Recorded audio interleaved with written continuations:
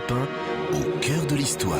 C'est un des chefs-d'œuvre du patrimoine français qui a inspiré à Franck Ferrand le sujet de notre émission d'aujourd'hui. Bonjour Franck. Bonjour Anissa, bonjour à tous. Vous avez raison, la tenture de l'Apocalypse qui illumine littéralement le château d'Angers fait figure, je le disais à l'instant, de trésor national. Imaginez toute une série de tapisseries somptueuses aux couleurs éclatantes et qui ont servi de décor à des noces princières, en l'occurrence le mariage de Yolande d'Aragon que je vais vous raconter dans un instant. Alors pour nous parler de tout cela, j'ai convié Didier Le Fur qui a participé au bel ouvrage des éditions du patrimoine Apocalypse. Et tout à l'heure, à la fin de l'émission, Franck vous répondra à la question de Lucille qui souhaite connaître l'origine de l'expression « pleurer comme une madeleine ». Généralement, quand Didier Le Fur est là, nous avons tendance à rire plutôt qu'à pleurer.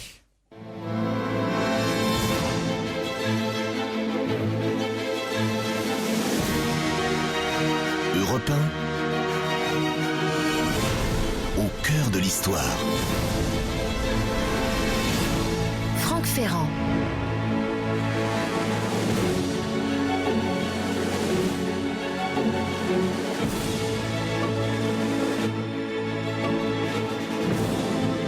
Qu'a-t-on retenu de Yolande d'Aragon? Qu'elle était un personnage extrêmement puissant au XVe siècle. On l'appelle la reine des 4 royaumes. Vous savez que c'est elle qui, en pleine guerre de 100 ans, a contribué à relever une France alors effondrée. Une femme forte, d'une intelligence rare et qui savait tirer les ficelles avec talent. On la représente souvent un peu comme la femme de l'ombre d'une certaine manière. Et vous savez quel rôle essentiel à la tête de la maison d'Anjou elle a pu jouer dans la fameuse épopée de Jeanne d'Arc et, disons-le aussi, dans la remise en selle de son gendre, celui qui allait devenir le roi Charles VII. Tout ça face à des Anglais et à des Bourguignons qui chaque jour se montraient plus menaçants. À tel point que Yolande est considérée comme un personnage clé de la victoire française dans cet interminable conflit qu'on appellerait un jour la guerre de 100 ans. Alors aujourd'hui, c'est une toute autre facette de cette femme fascinante qui va nous intéresser.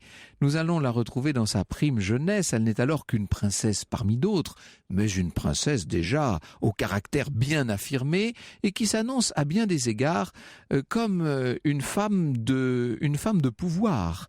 Nous voyons déjà se dessiner dans la jeune fille ce que la femme deviendra. L'itinéraire qui va la mener vers son mariage si important pour la placer plus tard dans le camp français, cet itinéraire est plein de rebondissements, de quoi nous montrer encore que la destinée de l'Europe, à bien des reprises, s'est jouée à peu de choses.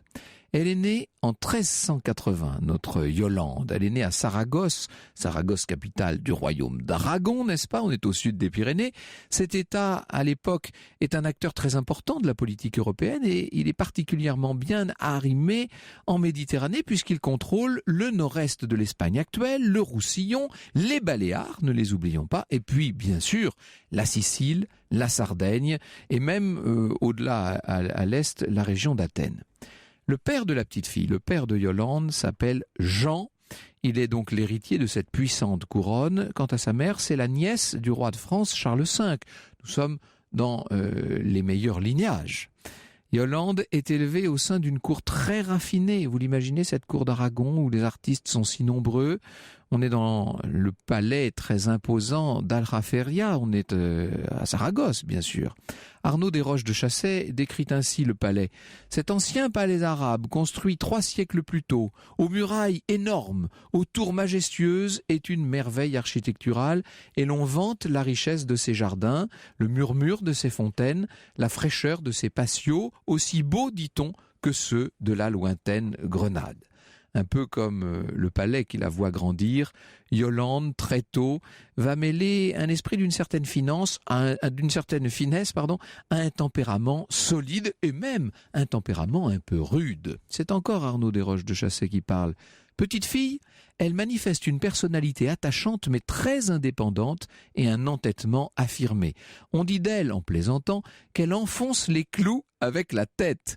Et c'est devenu un mot que l'on fait à son sujet. Cette petite fait honneur à son pays d'Aragon, le berceau de la mule. Yolande, princesse, vous l'avez vu, fort bien née, représentante d'une dynastie dont beaucoup recherchent l'alliance ou la bienveillance, Yolande devient donc un véritable enjeu politique dès sa naissance, ou quasiment dès sa naissance. Les offres de mariage vont affluer dans le cabinet de son père. L'une d'elles, en 1381, vient de la maison d'Anjou. Le duc Louis Ier, donc Louis c'est le frère du roi de France, le duc d'Anjou verrait bien Yolande épouser son fils. C'est une proposition alléchante. L'enfant est héritier de titres prestigieux, duc d'Anjou bien sûr, mais aussi entre autres comte de Provence, roi de Jérusalem s'il vous plaît, et puis surtout roi de Sicile. Et quand on parle de Sicile, on parle bien des deux couronnes. En l'occurrence, c'est Naples qui est derrière. C'est une part essentielle de la puissance de l'Italie. Bien entendu, un tel projet de mariage n'est pas sans arrière-pensée. Les maisons d'Anjou et d'Aragon sont d'âpres concurrentes en Méditerranée, et à un moment où le duc d'Anjou lutte pour reprendre Naples des mains d'une famille rivale, il veut assurer la paix avec l'Aragon. L'offre angevine est certainement étudiée de très près à Saragosse, on peut l'imaginer. Mais il n'empêche que, comme toujours, lorsqu'il s'agit de ce genre de grandes transactions matrimoniales entre familles régnantes, ça traîne un peu, ça traîne en longueur, peut-être trop au goût de la maison d'Anjou. En 1387, la veuve de Louis Ier, Marie de Blois, renvoie une autre ambassade pour négocier le mariage de son fils Louis, devenu roi de Sicile et âgé de 10 ans. Des pourparlers ont bien lieu, mais on s'exaspère un peu côté Aragon de la forte dot qu'exigent les Angevins. Ils demandent 200 000 francs. On est à la toute fin du XIVe siècle. C'est une somme gigantesque. Et puis, au fil de ces années de discussion, la petite Yolande, disons-le, n'a pas l'air tellement enchantée par ce qu'on est en train de lui préparer. Épouser un Anjou ? Jamais, s'écrie-t-elle. Réaction normale de la part d'une enfant qui avait toute sa vie perçu ce nom d'Anjou comme celui d'une famille concurrente et dont elle avait toujours entendu dire qu'elle était une menace pour les projets de l'Aragon, nous dit Arnaud Desroches de Chassé. Malgré ces préventions, les négociations avancent. On semble même proche de conclure les fiançailles des deux enfants. On obtient le consentement de la petite Yolande et puis, une fois encore, il faut faire machine arrière. Et voilà qu'en 1395, alors que la jolie princesse a presque 15 ans maintenant, un autre parti se présente. En effet, le roi d'Angleterre, Richard II, vient de perdre sa femme. Il est donc à la recherche d'une nouvelle épouse. Et on se dit que, finalement, Yolande ferait une très belle reine.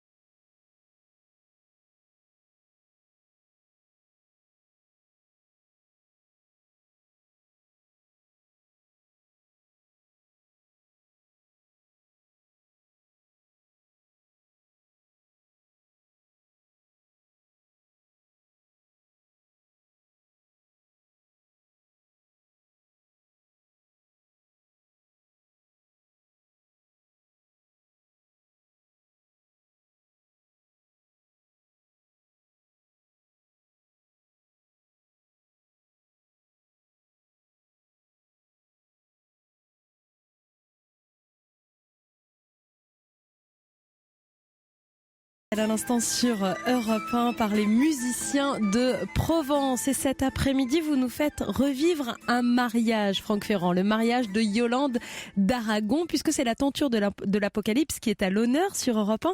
Alors effectivement, on en était resté... Il faut expliquer pourquoi, c'est que cette tenture de l'Apocalypse a servi de décor au mariage, bien sûr. Alors on en était resté il y a quelques minutes au fait que Yolande pourrait être une candidate idéale pour devenir reine d'Angleterre. Et voilà, et les négociateurs anglais sont maintenant en terre aragonaise. On envisage un rapprochement dynastique donc avec cette Angleterre très rivale, directement rivale de la couronne de France. Vous voyez un petit peu les conséquences pour l'équilibre européen. Autant dire qu'à Paris, entre deux crises de folie, le roi Charles VI qui veille au grain ne peut pas rester sans réaction. Voilà ce que nous dit Gérard de Senneville qui a écrit de Yolande d'Aragon une très belle biographie. Le roi de France regardait d'un œil défavorable ce mariage. Il risquait d'être pris en tenaille entre deux royaumes puissants. C'est pourquoi il décida de l'empêcher en proposant à Richard II sa propre fille aînée Isabelle, alors âgée de 6 ans. Pour le roi d'Angleterre, une union avec les Valois paraît nettement plus avantageuse à long terme et Richard donc se laisse séduire par l'offre française. Autant dire qu'une fois de plus, les plans de Yolande s'effondrent. Nouvel échec donc pour la petite princesse qui affronte un terrible malheur dans la suite même de ce refus. Son père, qui était devenu roi d'Aragon sous le nom de Jean Ier, meurt d'un accident de cheval. Il était parti à la chasse et il fait une mauvaise chute, il meurt. Et c'est l'oncle de Yolande maintenant qui devient roi. Il s'appelle Martin et par la même occasion, on peut penser que c'est lui qui va prendre en main l'avenir de sa nièce, évidemment. À ce moment-là, tout semble réuni pour que l'idée du mariage avec Louis d'Anjou, roi de Sicile, soit sérieusement réétudiée. Le nouveau souverain y est favorable, tout comme le roi de France, qui pousse à cette union et qui l'encourage. Quant à la mère du jeune homme, Marie de Blois, rappelez-vous, elle reste convaincue par l'idée. Donc aux yeux de tous, Yolande ferait décidément une excellente reine de Sicile. Et puis, ce qui ne gâche rien, elle passe pour posséder un physique de plus en plus avantageux. Et oui, elle a grandi, la petite Yolande. Elle est maintenant d'une beauté extraordinaire. Voilà ce que nous dit le religieux de Saint-Denis dans sa célèbre chronique. Cette princesse captivait tous les regards par sa rare beauté, par les charmes de son visage et par l'air de dignité répandu sur toute sa personne. C'était en un mot un véritable trésor de grâce. Au dire des gens sages, la nature avait pris plaisir à la former et l'avait comblée de toutes les perfections. Il ne lui manquait que d'être immortelle. Je n'essaierai point de décrire ici ses attraits, il me suffira de dire qu'aucune femme ne méritait de lui être comparée. Ça, c'est ce qui s'appelle tresser des louanges à une jeune fille qui, donc, de son côté, n'est toujours pas séduite par le projet des Angevins. C'est même le moins qu'on puisse dire. Elle entend signifier de manière éclatante que l'accord obtenu d'elle autrefois n'a plus cours. Oui, d'accord, dans un moment de faiblesse, elle a accepté d'épouser cette espèce d'Angevin. Il n'en est plus question. Voilà ce que nous dit Gérard de Senneville. Chose étonnante, la principale intéressée fit connaître par écrit son opposition à ce mariage. Dans un acte dûment enregistré, Yolande déclara qu'elle n'avait que 11 ans lorsque les délégués du roi de Sicile avaient obtenu d'elle un consentement prématuré, qu'à présent parvenue à la puberté, elle n'avait aucunement l'intention de persévérer. Et Senneville d'ajouter, il n'était pas habituel qu'une jeune princesse fasse connaître son opinion sur son propre mariage. C'était une question politique qui ne la regardait pas. Dès lors, comment est-ce qu'on peut comprendre une déclaration aussi surprenante, tellement à contre-courant de toutes les pratiques de l'époque ? On pourrait bien sûr être tenté de voir là une manœuvre diplomatique, un subterfuge, un prétexte qu'aurait trouvé le roi d'Aragon pour que l'union entre sa nièce et les Angevins ne se fasse pas. Mais dans cette hypothèse, il paraît difficile d'expliquer quelles seraient ses motivations. Est-ce qu'il s'agit toujours du problème de la dot ? Vous savez, cette dot énorme que demande la maison d'Anjou. Le roi aurait-il une autre alliance en tête pour sa nièce ? Gérard de Senneville plaide pour une autre explication liée à la personnalité de Yolande. Je le cite. « Cet acte peu commun révélerait une force de caractère exceptionnelle chez une jeune fille de 15 ans. S'expliquerait-il par des raisons sentimentales ? Ou bien par des raisons politiques? La seconde hypothèse est la plus vraisemblable, car la jeune fille connaissait parfaitement l'histoire de la couronne d'Aragon et savait fort bien qu'une guerre de 90 ans l'avait opposée aux Angevins pour la possession de la Sicile, d'où peut-être cette antipathie. En tout cas, du côté de l'Anjou, Marie de Blois continue de s'accrocher à son projet. Au fil des années, elle a elle-même refusé d'autres fiancées possibles pour son fils. Maintenant, elle est tenace, elle y croit. Sa bru sera Yolande. En 1399, alors que son fils Louis vient de subir une lourde défaite dans une nouvelle tentative de reconquête de Naples, Marie de Blois va donc relancer l'offensive diplomatique auprès de la cour espagnole. Le roi d'Aragon, cette fois, est particulièrement sensible aux arguments des Angevins. Lui non plus, d'ailleurs, n'avait pas abandonné cette idée de mariage, qui est tout à fait, je vous l'ai dit, dans l'intérêt de ses États. Ne reste plus désormais qu'à faire revenir Yolande sur sa promesse. Mais est-ce qu'on va y arriver à ce mariage ? Est-ce qu'on va la voir un jour sortir, se déployer, donner tout son lustre à la fête, la belle tapisserie de l'Apocalypse ? Le mariage de Yolande d'Aragon et Louis d'Anjou, voilà le thème de l'émission que vous propose aujourd'hui Franck Ferrand. Vous pouvez bien sûr réagir à cette émission, poser vos questions à Franck Ferrand et son invité Didier Le Fur. Rendez-vous sur la page Facebook Au cœur de l'histoire ou sur Twitter avec le hashtag ACDH. Franck Ferrand revient dans un instant. Europe 1, Au cœur de l'histoire. Dans la matinale d'Europe, Franck Ferrand, 14h, 15h sur Europe 1. Alors nous l'attendons, ce mariage entre Yolande effectivement et Louis d'Anjou. Alors c'est Marie de Blois qui va absolument marier son fils à Yolande. Est-ce qu'elle va revenir sur ses promesses ? Eh bien, elle pourrait, parce que Yolande ne veut toujours pas épouser ce duc d'Anjou. C'est terrible ce qui est en train de se passer. On n'a pas l'habitude de donner la parole comme ça à une jeune fille dans une maison princière. Vous imaginez qu'on est en 1399. Le mariage, pour l'instant, c'est l'Arlésienne, hein, si je puis dire. D'ailleurs, ça tombe bien, puisque c'est en Arles qu'il est bien prévu de le célébrer. Alors, en cette fin d'année 1399, Yolande a 19 ans, elle va avoir 19 ans. Vous imaginez, à l'époque, c'est un âge canonique. On peut penser que son oncle, le roi d'Aragon, va tout faire pour qu'elle revienne sur sa décision. C'est exactement ce qui va se passer. Finalement, la jeune princesse se laisse convaincre. On a envie de dire, ah quand même. Gérard de Senneville nous dit, elle céda finalement aux instances du roi, son oncle, mais en exigeant que celui-ci la relevât solennellement de son vœu de ne jamais épouser le roi de Sicile.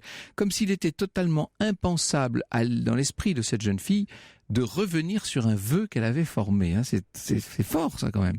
Qui aurait pu penser, nous dit Gérard de Senneville, parmi les spectateurs de cette curieuse cérémonie, que cette jeune Espagnole obstinée allait devenir dans quelques années la tête du parti angevin et tenir à bout de bras le royaume de France ? Eh bien, moi j'ai envie de répondre à monsieur de Senneville, précisément, ce caractère trempé, cette force, cette incapacité à revenir sur sa parole sont des signes extrêmement positifs et qui peuvent déjà annoncer la grande reine qu'un jour sera Yolande.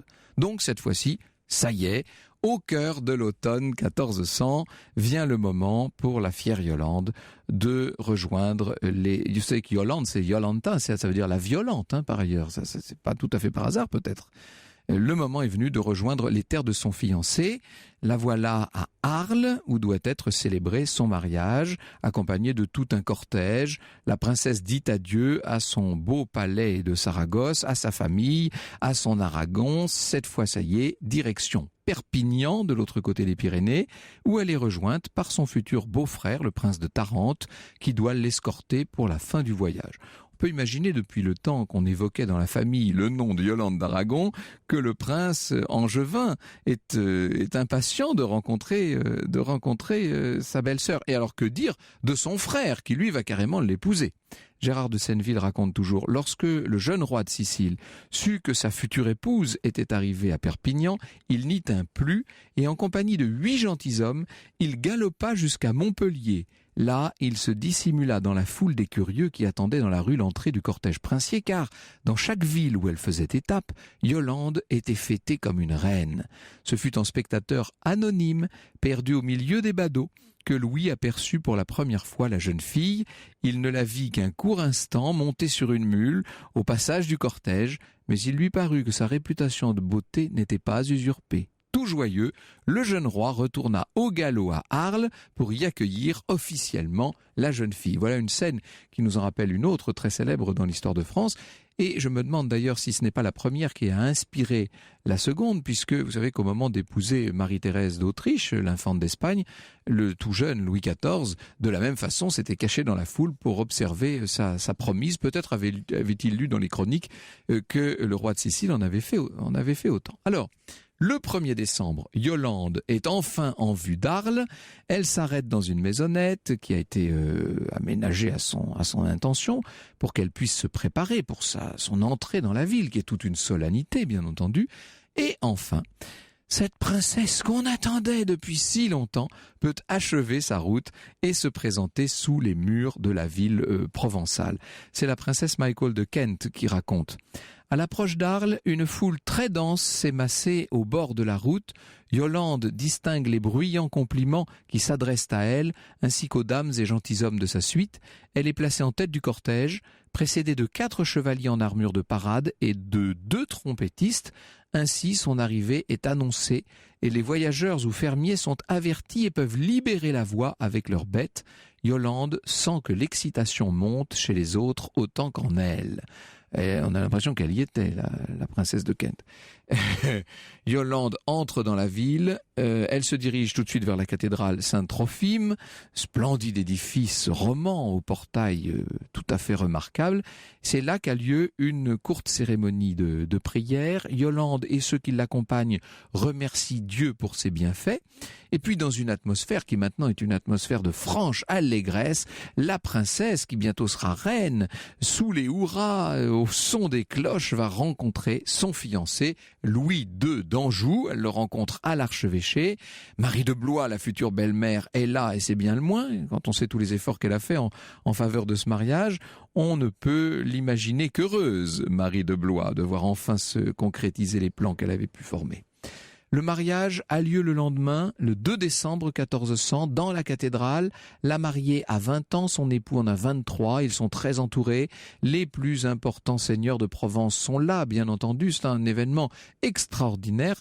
Pour l'occasion, Arles est le théâtre de toutes sortes de festivités. La ville a été décorée d'une façon incroyable.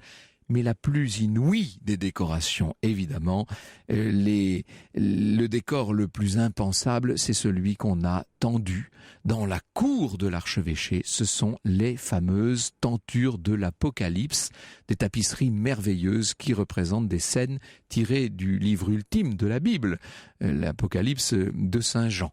Dans Apocalypse, la tenture de Louis d'Anjou, ce bel ouvrage qui donc est paru sur cette œuvre, Étienne Vaquet raconte: dans le décor qu'elle constitue en Arles, elle forme une sorte de lieu clos, hors du temps et de l'espace, avec son propre sol, des bandes herbeuses du bas de la tenture, et son ciel qui finissait par se confondre avec celui de notre monde.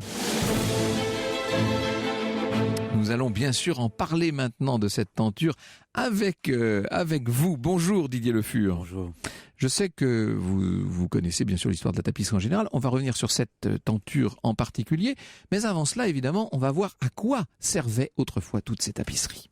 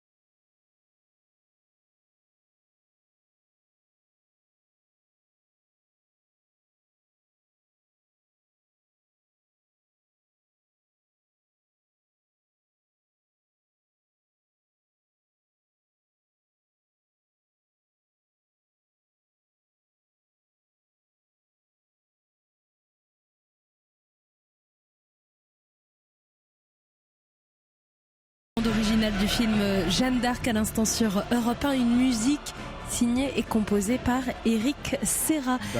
D'après Karl Orff et Carmina Burana, qu'on reconnaît en dessous. Si effectivement.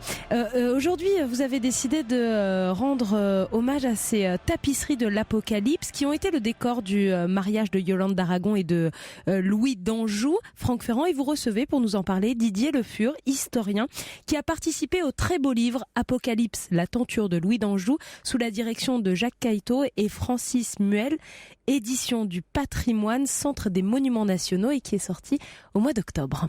Alors Didier Le Fur, je disais qu'il faut peut-être déjà resituer ces tapisseries dans l'usage qu'on en faisait autrefois. Elles servent de décor, nous l'avons vu, elles servent aussi à réchauffer un peu des maisons souvent froides. C'est le principe même de l'objet textile utile au quotidien et qui aussi, par son iconographie, va impliquer une quantité d'idées, une quantité de connaissances, à la fois religieuses, mais aussi commémoratives, comme par exemple des batailles ou des vies de saints ou de personnages importants. et aussi dans un autre contexte, c'est-à-dire de présenter aussi la richesse du propriétaire Et bien sûr. ou du commanditaire. Et là, évidemment, on est dans l'extrême richesse. On est dans un des plus importants mariages du siècle qui va ouvrir le nouveau siècle. D'ailleurs, on est à la toute fin de l'année 1400, à quelques heures du 16e siècle, du 15e siècle, pardon. Oui, du 15e siècle, pardon. Oh là, oui, bien sûr, dès qu'il s'agit de faire des maths, vous avez vu, ça devient tout de suite moins brillant. Nous sommes à quelques heures du 15e siècle, c'est bien ça. Et les invités au mariage découvrent donc cette splendeur. Je pense que lorsqu'on a vu la tapisserie de l'Apocalypse, moi je l'ai découverte, j'étais adolescent, on ne peut plus l'oublier. C'est vraiment un monument en tant que tel. Il faut aller la voir, elle est extrêmement bien exposée à l'intérieur du château d'Angers. C'est un bonheur. Et si j'en crois tous les messages qui nous sont arrivés avant l'émission et qui continuent d'affluer, nos auditeurs ont adoré cette visite. Il faut aller voir la tapisserie de l'Apocalypse à Angers. Combien de tapisseries? D'ailleurs, on dit la tapisserie, c'est une tenture. C'est une tenture. Une série de tapisseries. La tenture faisant un ensemble de tapisseries. Alors, il y a 6 pièces qui étaient d'égale importance. À peu près, si je me trompe pas, il y a 84 tableaux au total. Et aujourd'hui, et c'est ça l'exception. Comme une sorte d'immense bande dessinée. Voilà, c'est à peu près presque 100 mètres. Et si on les met bout à bout, et aujourd'hui, il n'en manque que 14 sur les 84. Donc on a un état de conservation assez exceptionnel pour un objet parfaitement exceptionnel. Et ce qu'il y a de plus exceptionnel, c'est qu'on connaît aussi l'auteur et le lissier et le commanditaire. C'est-à-dire que, alors que toute la tapisserie et toute l'histoire de la tapisserie qui commence dès le XIIIe siècle, notamment autour de Paris, autour d'Arras et de centres de production de draps, eh bien, toute cette production a pratiquement disparu. Reste cette œuvre gigantesque, excessivement précieuse déjà à l'époque et d'autant plus aujourd'hui. Elle est en quelle matière? Alors c'est laine, soie. Et essentiellement, même si par la suite on va rajouter or, argent mais ça c'est par rapport. Elle va être enluminée après coup, elle va être rebrochée. On va la restaurer régulièrement. C'est un objet fragile comme toutes les tapisseries et il y a généralement dans tous les hôtels princiers une personne qui est chargée justement de l'entretien des tapisseries puisque ça fait partie d'un patrimoine à la fois important puisque c'est relativement cher et puis aussi simplement parce qu'ils se détruisent régulièrement. C'est exposé dehors, donc avec la pluie, ça pourrit. Le soleil abîme aussi les fibres. Il faut pas oublier non plus l'humidité des maisons, les rats, enfin tout ça s'est rongé. Enfin, c'est de l'alimentation pour toutes ces bêtes. Et par conséquent, il y a toujours quelqu'un pour produire et pour restaurer régulièrement. Que fait-elle dans la cour de l'archevêché d'Arles en cet hiver 1400, la tapisserie de l'Apocalypse? Pourquoi est-elle ici? C'est un deuil formidable parce que, comme vous l'aviez dit tout à l'heure très justement, c'est 2 maisons qui se concurrencent sur un territoire, le royaume de Sicile, ou plus exactement le royaume de Naples pour être plus simple. Et puis aussi, pour un titre, le royaume de Jérusalem.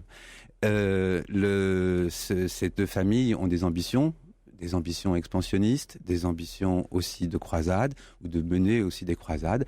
Anjou cherche à récupérer cet héritage que la papauté avait apporté déjà à la famille d'Anjou au XIIIe siècle. Et Aragon veut maintenir sa position. C'est une position stratégique. Le royaume de Naples est riche. C'est la route aussi vers l'Orient pour le commerce. Et puis aussi dans tout l'imaginaire chrétien de l'époque, c'est l'idée de ce retour du Christ sur terre, cette ultime croisade, cette destruction du mal, de la réforme de l'Église, et de la conquête des territoires hors chrétiens et de la conversion de toutes les autres, de toutes les populations à autre religion, à la religion chrétienne, et avec finalement la joie ou le privilège de faire ou d'aider à faire revenir le Christ sur terre. Alors pardon, je repose ma question pour ceux qui arriveraient en cours. Pourquoi cette tapisserie se retrouve-t-elle en Arles donc? Alors c'est simplement, là on en fait un clin d'œil de pouvoir total, c'est qu'on a ramené tout ça qui devait... Alors comme les princes d'Anjou sont aussi princes de Provence, comtes de Provence, ça pouvait être aussi dans les parages, par rapport à d'autres cérémonies ou d'autres expressions. Ça fait 20 ans que la tapisserie, même 15 ans que la tapisserie est sûrement finie. Elle a été exposée, on l'a vu, le frère de Louis d'Anjou Le duc de Bourgogne veut la sienne, Jean de Berry voudra la sienne aussi. Elles sont moins grandes apparemment, mais enfin bon, ça montre que l'objet a impressionné. Et un succès extraordinaire. Il y a eu des copies après, en plus petit format, et que par conséquent, c'est un objet de prestige immense. Et puis, cette façon que la famille d'Anjou a au mariage de Yolande d'Aragon, eh bien, d'imposer finalement sa suprématie sur cet espoir plus christique et plus mystique.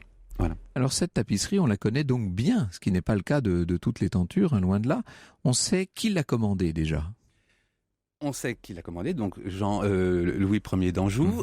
C'est un contexte dans les années 1500. C'est moi qui me fais le père défunt du marié, hein, disons les choses. Voilà, c'est ça, qui est le frère de Charles V. Et donc, alors que Charles V, que Jean de Berry font des trésors formidables, notamment autour de manuscrits, d'objets d'orfèvrerie, des choses comme ça, Anjou va, lui, privilégier à sa manière la tapisserie pour être un peu plus originale peut-être, ou en tout cas va aider en étant un scène beaucoup plus important dans ce genre de production. Alors, qui l'a commandé, on le sait, et qui l'a réalisé? Alors, la commande a été faite en 2 temps, c'est-à-dire que Anjou souhaite une tapisserie de l'Apocalypse, va appeler un des peintres du roi Charles V, qui est Jean de Bruges ou Hennequin de Bruges, comme vous voulez. Et cet homme va donc dessiner les cartons à partir de manuscrits existants ayant illustré du thème de l'Apocalypse, enfin du thème de Saint Jean. Et c'est à partir de ces différents manuscrits, il y en a à peu près 3 ou 4, que Jean de Bruges va dessiner les cartons de la tapisserie et de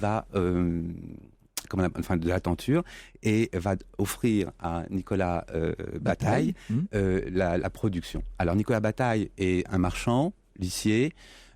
C'est très très compliqué de savoir si ce n'est qu'un marchand, un intermédiaire entre le commanditaire et le centre de production, ou alors propriétaire aussi du centre de production. Ça, on n'est vraiment pas très sûr. Je pense que les ateliers étaient à lui, grosso modo, on peut l'imaginer. Ouais. Voilà. Et que il y a à peu près 10 ans de travail. Et il va confier la réalisation à un certain Robert Poinçon. Donc voilà, c'est ça. Et qui est certainement un chef d'atelier aussi. On suppose que les tentures ont été travaillées et produites sur des métiers, au moins 6 ou 7 métiers, avec 6 ou 7 personnes sur chaque métier, et sans doute aussi par tableau, puisque produire une seule pièce sur un seul métier, ce serait pratiquement impossible par rapport à la résistance et au poids. Alors c'est de la tapisserie de haute lisse, on va y venir tout à l'heure. Voilà, alors la notion de haute lisse, basse lisse, c'est toujours un peu compliqué, mais c'est certainement de par la qualité. Mais cela dit, il y a des pièces de basse lisse qui sont très très très belles aussi. Incontestablement. Donc la tapisserie a été fabriquée, on va dire dans les années 1380. Voilà, elle a achevé à peu près vers 480. Où a-t-elle été fabriquée? Alors, sans doute là encore, dans les ateliers d'Arras, de Lille. Mais donc là on est bien dans un art des Flandres, là. Hein, oui, c'est un art d'Île-de-France et de Flandre. Et c'est vraiment les centres de production se sont vraiment développés à partir du début du XIVe siècle autour de ces centres-là. C'est avec la guerre de 100 ans qui va un peu décentraliser tout ça, puisque Paris ne pouvant plus être un centre aussi important, eh bien c'est toute la Flandre qui va reprendre la production à partir du début du XVe siècle. On sait combien de temps il a fallu pour la tisser, cette tenture gigantesque? Quand on l'a vu, entre la commande, ce que ça représente, c'est vraiment très grand. Ouais. Entre la commande et la fin des dernières factures, c'est 9 ans. Donc oui, c'est ça, peut-être pour la production, on est 5-6 ans à peu près. Ce qui laisse entendre qu'on travaille quasiment jour et nuit et qu'il y a énormément de monde. Alors jour et nuit, je ne sais pas, mais il y a une chose qui est évidente, c'est que c'est un travail quotidien, il n'y a pas d'heures comme aujourd'hui, les ouvriers ne sont pas payés cher puisqu'il n'y a pas de charge sociale, et que par conséquent tout le bénéfice ou toute la cherté de l'objet va dans la production, enfin dans les laines et dans les couleurs et dans tous le choix des matériaux très raffinés, etc. Bien entendu. 104 mètres de long, quand même. Alors aujourd'hui, il n'y a plus que il en reste 104 mètres, mais enfin, c'était un peu plus long à l'époque encore. Oui, mais il y a à peu près petits grosses pourcents qui ont disparu. Enfin, il y a les bordures, 104 il y a des mètres liens de qui long, sont- 6 mètres de haut, ça fait une surface totale de 850 mètres carrés. Tout ça fabriqué en une petite dizaine d'années avec dans les des couleurs Flandres. excessivement vives, hein, parce que Incroyable.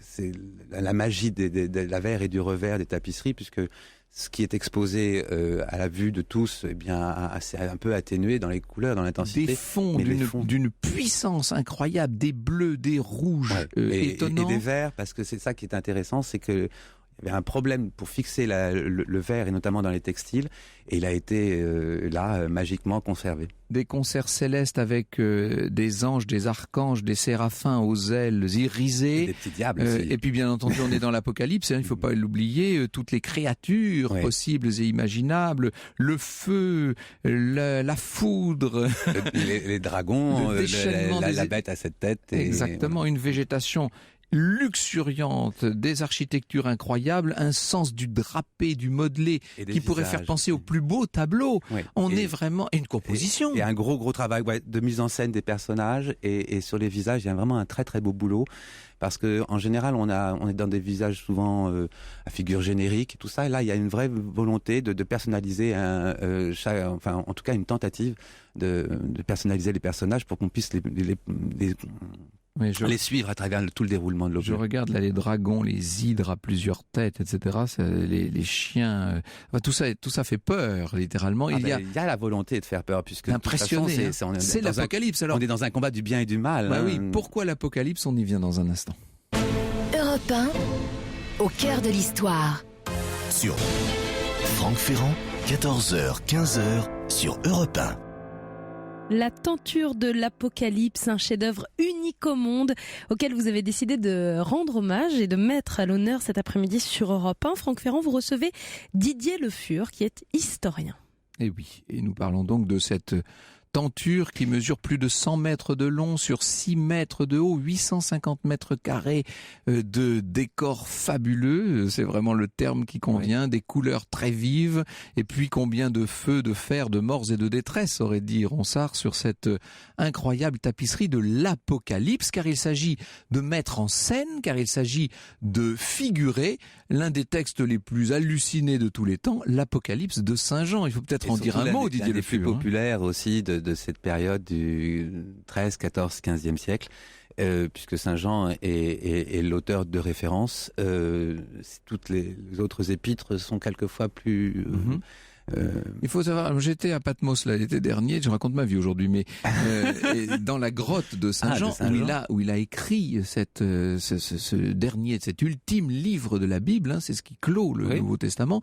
Il faut expliquer ce que c'est que cet apocalypse. C'est une vision en fait. Hein. C'est une vision, mais c'est une vision pleine d'espérance aussi. C'est-à-dire que cette vision de chaos, cette vision de monde et qui ne va pas, qui va mal, qui est gangréné par tous les vices et ce qui est tout ce qui peut être condamné par l'Église catholique, c'est-à-dire tout et la luxure, le péché, sûr, enfin, oui. voilà, et bien est aussi un message terrible d'espoir, puisque de toute façon la résurrection est au bout du chemin, et même si toutes les épreuves, et que chacun devra surmonter toutes ces épreuves, eh bien il y aura toujours cet homme providentiel qui serait à l'origine de ce paradis retrouvé. Et c'est là où on revient aussi au duc d'Anjou, c'est que justement, eh bien, ce message-là, ce début du XVe siècle, est un message très parlant dans tout l'imaginaire collectif, et chez tous les gens qui ont pu assister à la fois à ce mariage, dans le message très politique qu'ils pouvaient percevoir à travers cette exposition de la tenture, mais aussi de toute la population qui pouvait, dans une façon plus simple peut-être, mais aussi espérer dans l'idée d'un bon gouvernement. Savoir aussi que toutes ces peintures et toute cette tenture, tous ces thèmes iconographiques sont aussi dans toutes les églises à cette époque. Et on a perdu énormément de peintures murales. Quand même une nouveauté pour cette tenture de l'Apocalypse, puisque avant le milieu du XIVe siècle, avant 1350, on n'a pas de tenture historiée. C'est-à-dire que c'est assez nouveau quand même de se mettre à raconter une histoire à travers la tapisserie. C'est quand même formidable. Ça, c'est très intéressant parce que c'est toute une évolution qui se fait à partir de la première moitié du XIVe, sur la notion du paysage. pour toutes les miniatures, peinture sur verre ou peinture murale, on a des individus, des animaux, mais on n'a pas encore de végétation et on n'a pas encore d'architecture, ou très très peu, ou excessivement symbolique. À partir des années 1340, avec cette peinture magnifique qui est Tatienne du Bon Gouvernement, et puis aussi les peintures murales du palais d'Avignon, eh bien, on a une intégration de la nature et du réel et de la vérité, comme s'il fallait, mais c'est assez intéressant aussi, puisque l'Église va autoriser aussi les premières dissections humaines, pour non pas connaître d'un point de vue scientifique, mais sur l'idée de la connaissance de la beauté et de la création de Dieu. Et donc, du coup, tous ces thèmes-là de la nature, représenter la nature exactement, va être complètement intégré chez tous les artistes. Et la tapisserie va reprendre complètement et va faire un genre très très puissant, justement, sur le thème de la nature. Et l'Apocalypse est un bel exemple de production intermédiaire où on voit justement apparaître des arbres. Il n'y a pas beaucoup d'animaux à part les animaux du texte. Ce qui est fascinant avec cette Apocalypse, c'est qu'elle donne à voir ce qui normalement est très difficile à se figurer, car quand on lit le texte de Saint Jean, et ils adorèrent la bête en disant qui est semblable à la bête et qui pourra combattre contre elle, et il lui fut donné une bouche qui se glorifiait et prononçait des blasphèmes, et le pouvoir lui fut donné de faire la guerre 42 mois. Elle ouvrit la bouche pour blasphémer contre Dieu, pour blasphémer son nom et son tabernacle et ceux qui habitent dans le ciel, et lui fut donné de faire la guerre aux saints et de les vaincre, et la puissance lui fut donnée sur toute tribu, sur tout peuple, sur toute langue et sur toute nation. Quand on lit ça, on se dit les images ne viennent pas forcément à l'esprit. Or là, on a souvent en latin. Oui, en plus. Et là, on a sous les yeux exactement la figuration de ce que je suis en train de vous lire. Ça, c'est assez fort. Il y a une puissance visionnaire chez le dessinateur, chez le concepteur de la tenture, qui a quelque chose de totalement révolutionnaire pour l'époque. On peut imaginer que pour des gens qui n'étaient pas habitués à ce genre de scène, entrer dans la cour, en l'occurrence de l'archevêché d'Arles, et découvrir ce monde coloré. Un monde total, parce que c'est des couleurs là aussi très vives, comme on l'a dit, mais c'est aussi tout un message, et il y a toute l'idée éducative puisque chaque tenture, chaque tapisserie commence par un lecteur, par des chapitres, et donc du coup il y a tout un sens qu'on peut suivre visuellement. Il y avait peut-être des explications qui pouvaient être aussi tissées, sur certaines teintures, il y a quelques on le sait, oui. Voilà. Mais ça pouvait être aussi rajouté par les décorateurs de la scène. Alors, qu'est-elle devenue après le mariage de Yolande d'Aragon, cette tapisserie? Elle fait partie maintenant elle fait partie du patrimoine de la maison d'Anjou, hein, on est bien d'accord? Oui. Et elle va être conservée et exposée assez régulièrement jusqu'au XVe siècle, jusqu'à la fin du XVe. À partir du XVIe siècle, elle reste à Angers, pardon.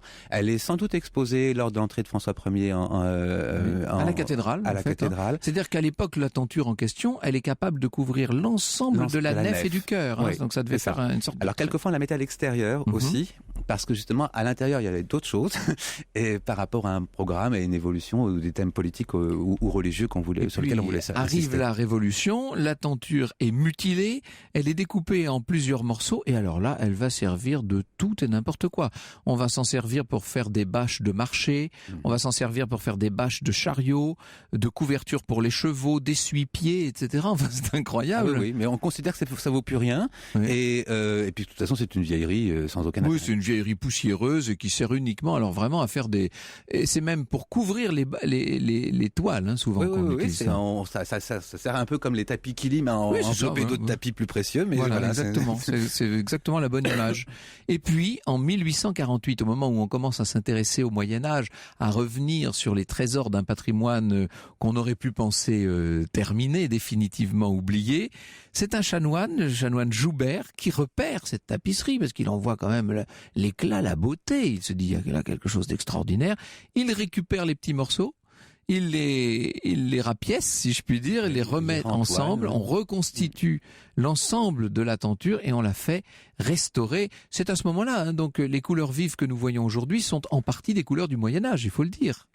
Pardon, du 19e siècle, C'est je veux les dire. couleurs Oui. du 19e, Oui. voilà, c'est ça. Et bien sûr, ça a été nettoyé, mais si on veut, et c'est là où l'intérêt des livres par rapport à l'objet exposé, c'est-à-dire qu'on peut voir l'envers, Mais oui. et là, l'intensité des oranges et des rouges, oui, et incroyable. quelquefois, Des ocres d'or absolument sublimes. Hein. quelquefois, le tirage photo peut laisser croire que c'est trop vif ou mal mesuré, mais finalement, avec l'envers, ça fait un témoin formidable par rapport à tout ça. On regarde souvent l'envers des tapisseries parce qu'elles n'ont pas été exposées aux rayons Exactement. du soleil et de la lune, hein, qui Voilà. sont dramatiques Néfastes, pour ouais. néfastes pour les couleurs. Mhm. Alors, ça c'était les tapisseries du 14e, du 15e siècle. Que va devenir la tapisserie, si je puis dire, par la suite, Didier Le Fur? Alors c'est ça qui est intéressant, c'est que elle va prendre pendant tout le 15e et le 16e siècle, elle va prendre une vraie personnalité par rapport à la peinture murale et surtout à la peinture sur bois qui va se développer notamment en France à partir de la fin du 15e et en Flandre un peu plus tôt. Mais et l'abandon peu à peu de l'expression picturale dans les manuscrits. Et objet toujours de confort, objet toujours de luxe, elle va aussi proposer différents thèmes iconographiques.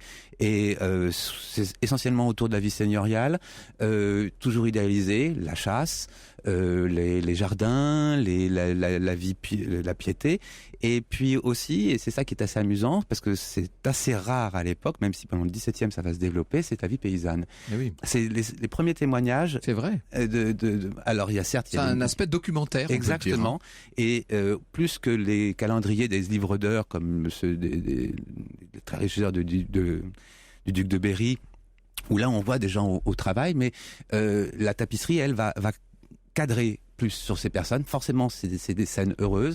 Forcément, on est dans une période de prospérité où on espère que ça le soit, que le défrichage des forêts, eh bien, apporte forcément d'autres terres fertiles, donc davantage de nourriture, donc davantage de joie. Il y a plein de scènes de vendanges Oui, et bien sûr. de fin de moisson qui sont l'expression même d'un bonheur idéal dans la vie campagnarde. Chaque siècle, évidemment, a ses tapisseries. Il y a eu, bien entendu, l'époque très faste du XVIIe siècle, hein, avec toute la suite de l'histoire du roi. Ça, ce sont les tapisseries des avec les Gobelins Gobelins, hein, aussi, qui ont été créées sous l'égide de Colbert, bien entendu, avec notamment ces rouges tellement intenses, là, très célèbres. On a au Louvre, il faut le souligner ça, on a une suite de tentures un petit peu plus anciennes qui sont celles c'est la suite des chasses de Maximilien, qui sont d'une somptuosité absolument. Si vous avez peu de temps, par exemple, vous allez au Louvre et parfois vous vous dites, oh oui, mais j'ai pas le temps de visiter le musée du Louvre, évidemment, il faudrait une vie. Eh bien, allez voir une chose, et allez voir par exemple cette tapisserie des chasses de Maximilien. Vous demandez, on va vous indiquer, hein, les gardiens sont là pour ça, ils vous indiqueront le chemin, et vous aurez en un quart d'heure ou 20 minutes vu une des plus belles choses qu'on puisse voir à Paris, tout simplement. Et puis, oui. ces tapisseries, il faudrait aller voir celle de la Dame à la licorne, hein, évidemment. Oui, ou de Alors la là, on repart résurrection encore aussi plus ancien. au musée du Moyen-Âge. Bien sûr, au musée de Ou Cluny. Saint-Étienne. Exactement. Bon, il y en a partout de ces tapisseries fabuleuses. Au XVIIIe siècle, l'art de la tapisserie est un petit peu sur le déclin, quoique on a quand même des choses parce qu'il merveilleuses. y a beaucoup de verdure, il y a Oui, tout un travail justement sur l'imaginaire. C'est toujours cette notion du bien et du mal. On a par de, exemple, on à en a de l'Apocalypse. très belles dans la galerie des Gobelins, justement. Oui, hein. et puis il y a tout un travail sur justement le monde oriental et avec justement la campagne. Alors, au XXe siècle, il y a eu l'inénarrable Jean Lursa, qui a littéralement couvert les palais nationaux grâce aux commandes publiques de ces tapisseries un peu hallucinées, un peu particulières, je ne sais pas comment les définir. Ce qu'il faut dire, c'est qu'aujourd'hui encore, les lissiers sont très actifs. On fabrique encore beaucoup de tapisseries contemporaines. Hein. Alors, on en fabrique beaucoup, mais c'est souvent à partir de tableaux déjà réalisés. C'est-à-dire que toute l'imaginaire qui existait au XIVe, XVe, voire au XVIe, avec des cartons particuliers ou des adaptations de peinture pour faire des choses un peu plus différentes, là, ça s'est un peu perdu. Et même si les Gobelins produisent toujours, notamment des reproductions de tableaux, qu'il y a des mécènes qui commandent aussi certaines choses, Oui, bien sûr. l'art de la lisse... Ça a commencé par l'État, hein, d'ailleurs. Voilà. Et l'art de la lisse a un peu décliné quand même. Oui, depuis ça, bien entendu. trentaine Alors, d'années. si vous êtes intéressé par ces tapisseries en général, sachez que l'été prochain ouvrira à Aubusson, c'est bien le moins si je puis dire, la Cité internationale de la tapisserie. 350 ans à peu près après l'établissement de la manufacture royale d'Aubusson par Colbert. Alors ça, c'est encore un autre type de tapisserie dont on n'a pas trop parlé. Alors souvent, il y a eu une mauvaise image sur la tapisserie d'Aubusson parce qu'on a considéré que comme les belles choses se faisaient dans les villes et à la campagne, puisque c'était la Creuse, forcément c'était quelque chose de plus médiocre ou de moins bien fait. Mais c'est faux. Non, c'est complètement faux. Et puis c'est surtout le fait que il y a différents types de production luxueuse et production plus populaire, enfin entre guillemets populaire, et en tout cas moins chère. Et voilà, et on en a gardé quelques-unes. Et Maxime nous dit, il faut absolument visiter Angers. En une pierre deux coups, on visite un château impressionnant, une œuvre d'art sublime, témoin unique d'une époque et du raffinement qu'avaient nos ancêtres au Moyen-Âge. Je suis bien d'accord. Si vous ne pouvez pas vous rendre à Angers ou si vous voulez conserver un beau souvenir de votre visite, n'hésitez pas à fondre sur l'ouvrage Apocalypse, la tenture de Louis d'Anjou, sous la direction de Jacques Cailleteau et Francis Muel. C'est aux éditions du Patrimoine, coédition du Centre des Monuments Nationaux, et vous avez donc participé à ce très bel ouvrage, Didier Le Fur. Merci beaucoup d'être venu nous en parler. Et puis, je renvoie aussi, par ailleurs, nos auditeurs à votre désormais célèbre biographie de François Ier.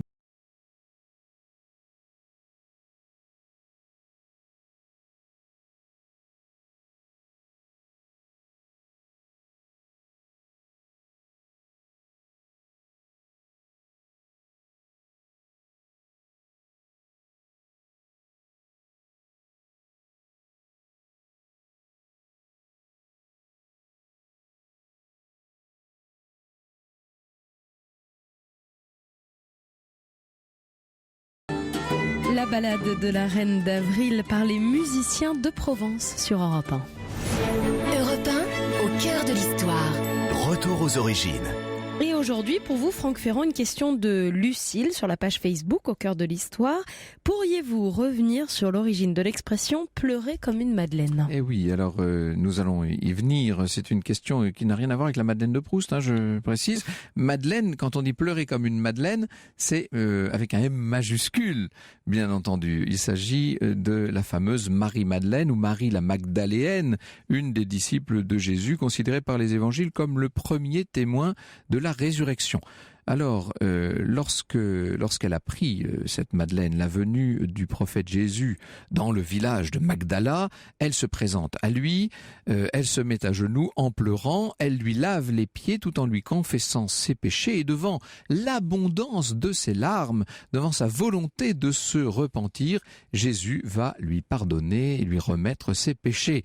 Elle pleura à nouveau en découvrant le tombeau de Jésus ouvert et vide, et c'est à elle que le Christ ressuscité apparut en premier et lui demanda de sécher ses larmes.